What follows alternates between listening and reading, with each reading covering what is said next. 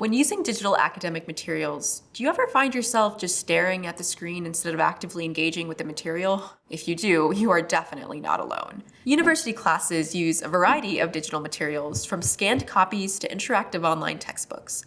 Learning to use tools like annotation and bookmarking can be frustrating and non-intuitive for many users. And you may even need to learn different tools for different classes. It takes time to learn how to use these tools, but putting in some time will most certainly be worth it. Passively looking over the material does not foster high retention or conceptual understanding of the material. In fact, actively using online tools such as bookmarking and annotation has been associated with a higher GPA.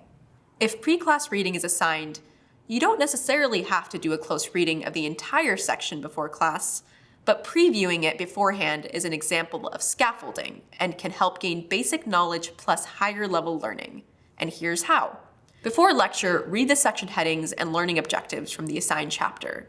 And then after lecture, closely read important sections and take additional notes on the concepts you struggle with the most to supplement your class notes. Invest time to figure out what tools are available and how to use them.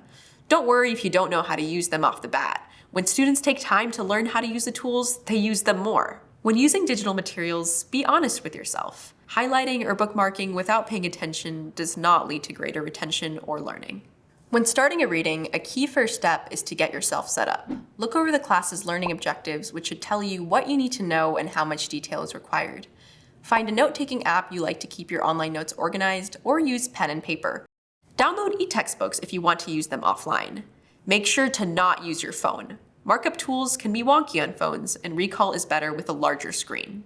Taking notes helps keep you active while you are learning because it increases concentration and focus. Remember to pay attention to chapter titles, headers, figures, and graphs when note-taking or summarizing.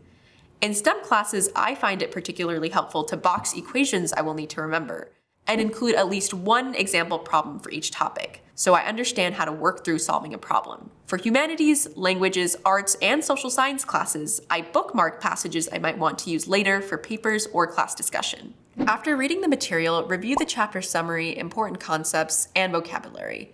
Test yourself using sample questions from the book that are provided at the end of each chapter.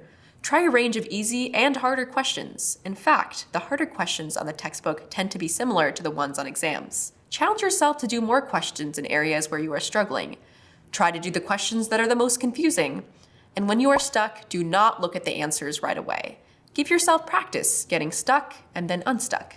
If you don't get the answer right, review that section, try again in a little bit, ask a friend, or go to office hours or tutoring. To recap, when approaching digital materials, the first step is to learn what tools are available. The second step is to use the tools when doing your reading pre- and post-lecture and taking supplemental notes while doing so. Expect this will take some time, but it's definitely worth doing this early in the semester because it will help you actively learn, retain information, and will keep you prepped for any class discussion, assignment, or upcoming exam.